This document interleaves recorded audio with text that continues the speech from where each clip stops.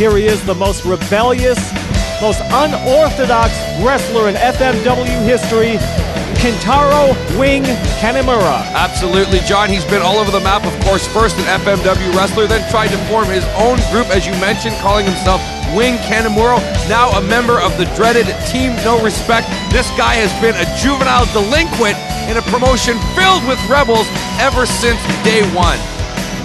And it's only appropriate that an unorthodox wrestler like Kanemura takes part in this most unorthodox match, a three-way dance involving the one-man gang who we just saw, Kanemura and Sabu. That's right, the man from the East, the man from the Middle East, and the nephew of one of the greatest wrestlers ever in Japanese history. That's right, Sabu is the nephew of the Sheik, and we all remember the Sheik from his battles in Japan with Giant Baba, Antonio Inoki, the Funks, Abdullah the Butcher. The man is a legend in Japan, and now Sabu plans to continue that legend here in FMW. That's right, Sabu's uncle was the original Sheik, Ed Farhat, and Ed Farhat was really an originator of bloody hardcore style wrestling. No holds barred, no weapons barred, and you take all that and stick in some high flying to boot, that is what makes up Sabu.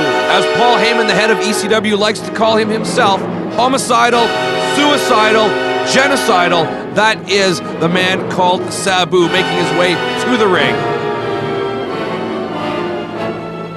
I think many major promotions in North America have been afraid to sign Sabu because of his unorthodox high-risk style. And there we have the one-man gang. At one time early in his career, he was known as Crusher Broomfield. And absolutely known as Akeem the African Dream in the World Wrestling Federation, a gimmick a lot of fans didn't like, but personally, one that I hold close to my heart. But one-man gang, despite some of his goofy gimmicks, he is a former holder of the old Universal Wrestling Federation Heavyweight Championship for Bill Watts promotion, so he is one tough customer. He's been in the mat wars a long, long time, and he's no stranger to the tactics here in FMW. And we're going to see some very unorthodox tactics by this man, the crazy Sabu. Oh! Springboard plancha onto the one-man gang and Kanemura. You know, that's what I love about Sabu. He uses the chair in a whole new different way. He just doesn't cork guys over the head with it. He uses it as a springboard to many of his spectacular moves in the ring. Right now we have George, the one-man gang, taking a seat, taking a breather.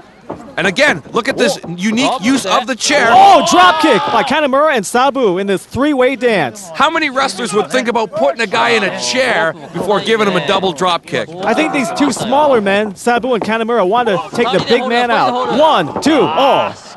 One-man gang gets out of that one. Well, that's probably a good game plan, John. I mean, remember, this is an elimination match, so ultimately it's every man for himself. But it certainly wouldn't hurt to help work down the big man first with these two guys teaming up together. Right now, oh, one-man gang from Halstead Street in Chicago has that chain wrapped around the neck of Kentaro Kanemura. Well, always a staple of the one-man gang with his biker image. He loves to use that chain, has wore down many an opponent.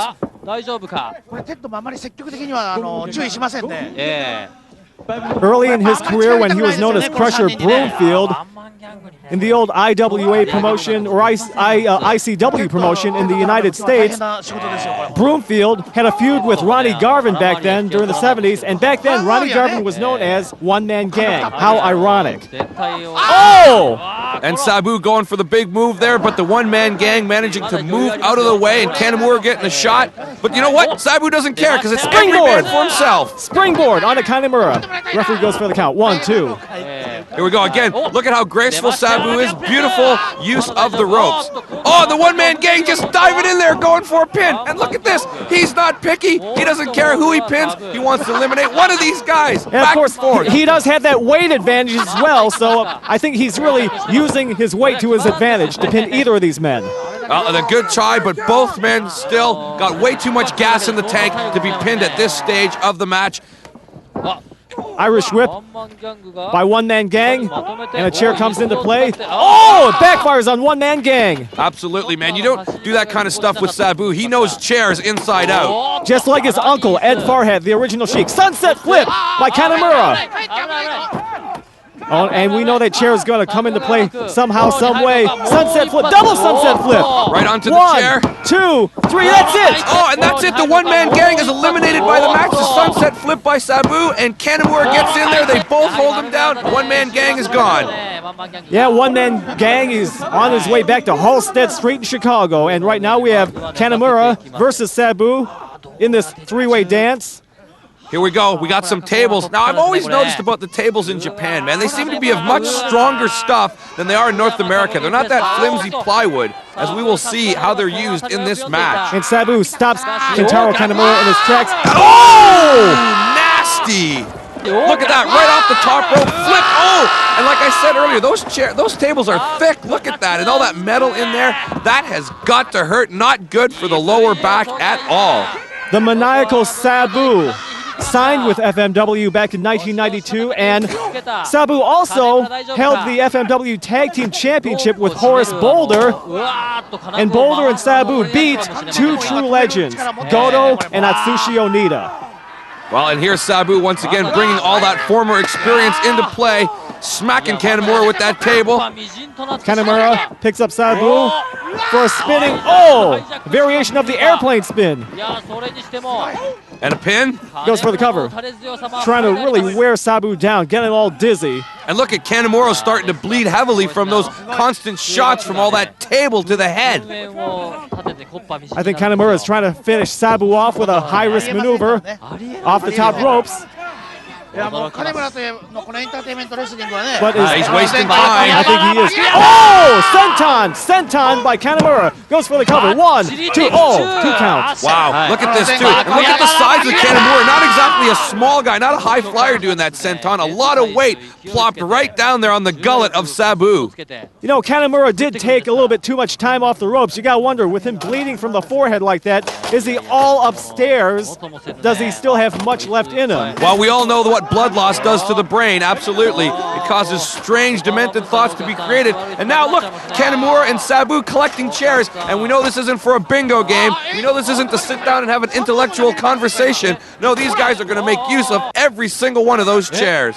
Well, you bring up the word demented. You have got to be demented to be in a match like this. Oh, Frankensteiner off the top rope by Sabu. And not onto just one chair, but we've got like a whole pile of chairs. You know, I wonder what Sabu thought when he realized in Japan that all the chairs are tied together in threes instead of his usual one at a time.